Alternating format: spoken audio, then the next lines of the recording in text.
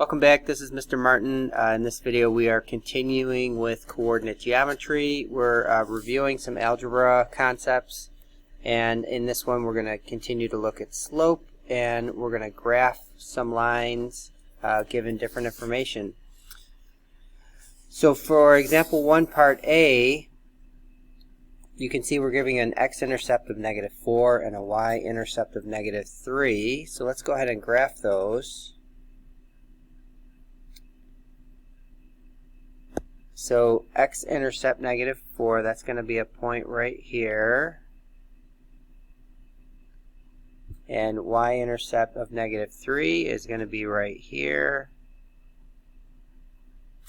And then we can graph the line that goes right through them.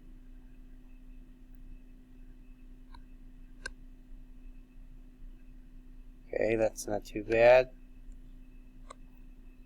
Alright, so there's the line that goes through those two, and now what we want to do is we want to find the slope. So we know that the x-intercept is the point -4, 0, and the y-intercept is the point 0, -3. So we could use our slope formula, but like I mentioned last video, if I'm given a graph, I just like to use the graph to help me find the slope. So I'm going to start at my y-intercept, and I'm going to go up 1, 2, 3. So that's +3. And then I'm going to go to the left 1, 2, 3, 4. So that's -4. So if I'm doing rise over run,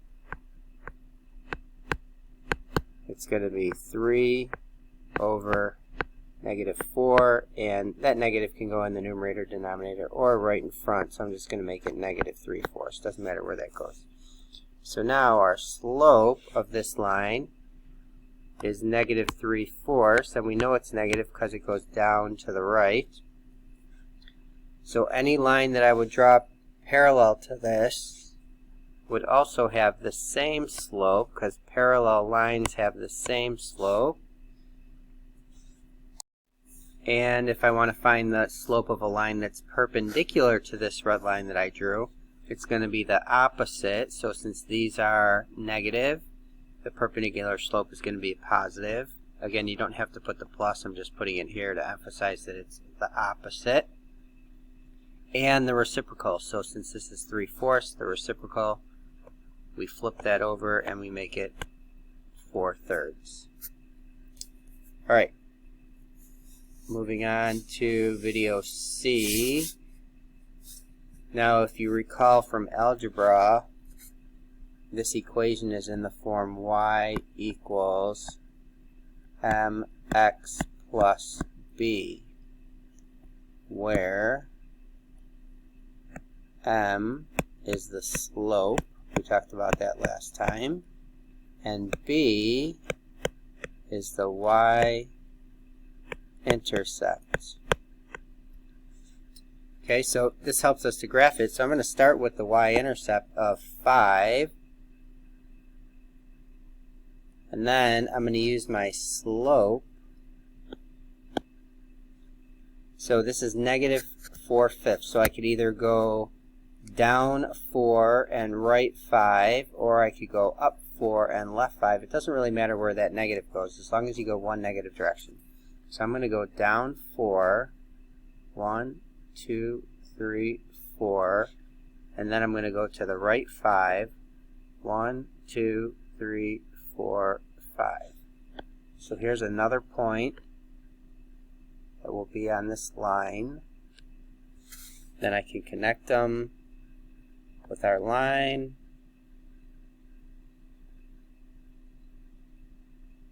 There's the graph of the line, y equals -4/5 x plus 5. Again, I can double check, it goes down to the right, so that's negative slope. So our slope here is -4/5. Any line parallel to this will have the same slope. And any line that's perpendicular to this red line, its slope is going to be the opposite. So again, since these are negative, it's going to be positive. And the reciprocal, it's always 2 things, opposite 1 and reciprocal 2. So positive 4/5. Alright, moving on to example E. This line is in standard form, so a lot of times what I like to do is just put the equation into slope-intercept form, so y equals mx plus b. So I'm going to do that work down here. So I have 2x minus y equals 3. So I'm going to subtract 2x from both sides. And I get negative y equals negative 2x plus 3. Now, I want to get rid of this negative, so there's a couple different ways I could do it. I could either divide everything by negative 1, or I can multiply everything by negative 1. So I'm going to distribute this negative 1 times everything. Negative 1 times negative y is y. Negative 1 times negative 2x is positive 2x. And negative 1 times 3 would give us minus 3. So this is our equation in slope-intercept form. Now I can find the slope from this is 2, and the y-intercept is negative 3. So that's going to help me graph it. So I'm going to graph my y-intercept first at negative 3, and then my slope is 2. So that's really 2 over 1.